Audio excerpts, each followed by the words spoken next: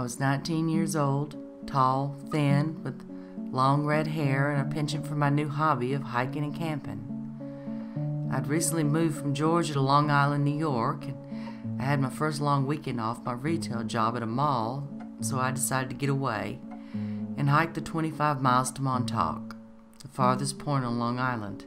It was the off-season for whale watching, and that suited me. I wanted to be alone. I liked to be alone. I got up at dawn, headed out with my pack on the lighter side. A morning of sunshine and blue sky ahead. I stopped midway around noon to have a sandwich in a pretty park beside a lake with some ducks. And the area is flat, so it's more like a stroll than a hike, just following along a long road to the end. I stopped at a corner shop and bought a candy bar just to talk to someone. Showed them the map. Of course, I knew where I was going right away, and they said, "You look like you'll make it." I was clever enough to know to walk on the opposite sides of the road, switching sides from time to time so I wouldn't lean too much on either side, but not smart enough to have broken in my new hiking boots for this. At 5 p.m. I had made 20 miles, and the sky turned ugly all of a sudden, as it does on an island. So I was tired, and another 5 miles away. Kind of desperate, I did something I'd never done before. Put out my thumb. There weren't many cars coming through that far out, even for a main road. All flew right by me. A Jeep came by full of young people honking their horn as they drove past. One shouted out, "We love campers." Pity they didn't stop. The dark clouds just held up the rain like a gray blanket across the sky, and I knew I had to keep walking. Then a car flew straight past me and slowed up ahead, made a U-turn and drove back around again. A young man let down the passenger window and asked if I wanted a ride. I didn't think, I was just happy to get in. He told me when he saw me he had turned around because he thought he knew me. I knew this was a lie, but also, this was a car in the late 70s, a Ford LTD with electric locks on the doors and windows. The first thing I heard when I got in the car was the click. And right then, it occurred to me that when he drove by, I was so tired I didn't even have my thumb out. So I was scared in the first 5 seconds. I lied to him and told him about my friends at the campsite I'm meeting up with. He probably knew I was lying. We came to a liquor store and he asked me if I wanted to pick up something. In retrospect, I should have said yes. You know, get out of the car, go in the store, and just not get back out. But I stared at the map and held it right in front of my face and said no like a scared rabbit. I watched him out of the corner of my eye. He was about my age, same height, well, sitting down, ugly with short, greasy blonde hair, and wearing a blue and white varsity school jacket. After we passed the store, he asked me if I wanted to take drugs with him. I kept my focus straight ahead and just said no. He asked me if I wanted to make some money. Felt kind of creepy. I knew what he meant by that, I think. He said I wouldn't have to do anything. I could feel the goosebumps on my arms.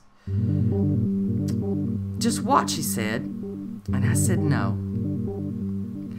A 5-mile drive doesn't take 5 minutes, but my fear heightened my senses and slowed down time the way your mind races just before you're in a car accident that you can see coming. Adding up so many details of sight and sound and thought stretches the experience.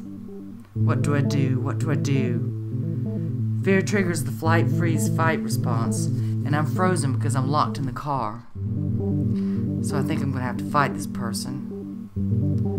Almost at the campground entrance, he turned the car off the dirt road to the right. I said to him, "This isn't the way." And predictably he said, "This is a shortcut." This is it now.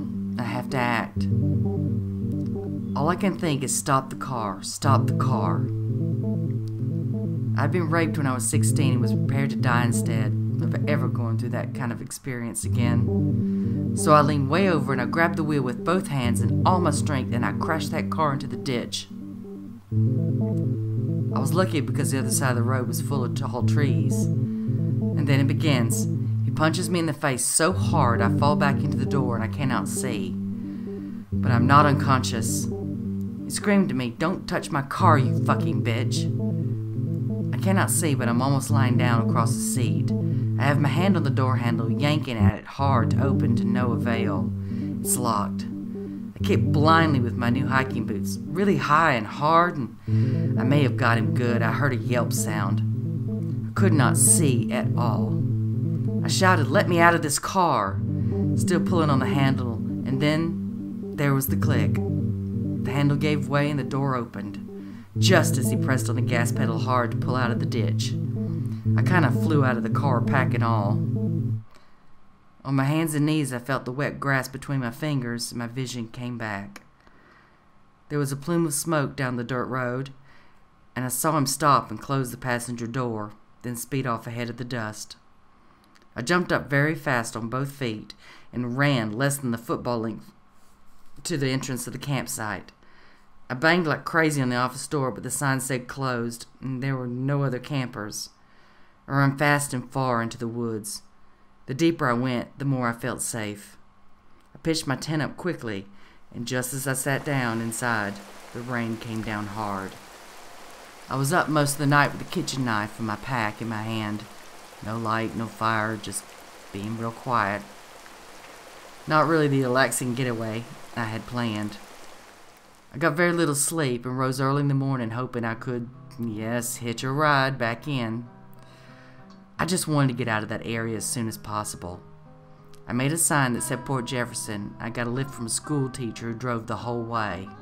I had to listen to him lecture me about the dangers of hitchhiking while I said nothing. I told friends what happened, sporting a black eye. Never hitchhiked again, never will.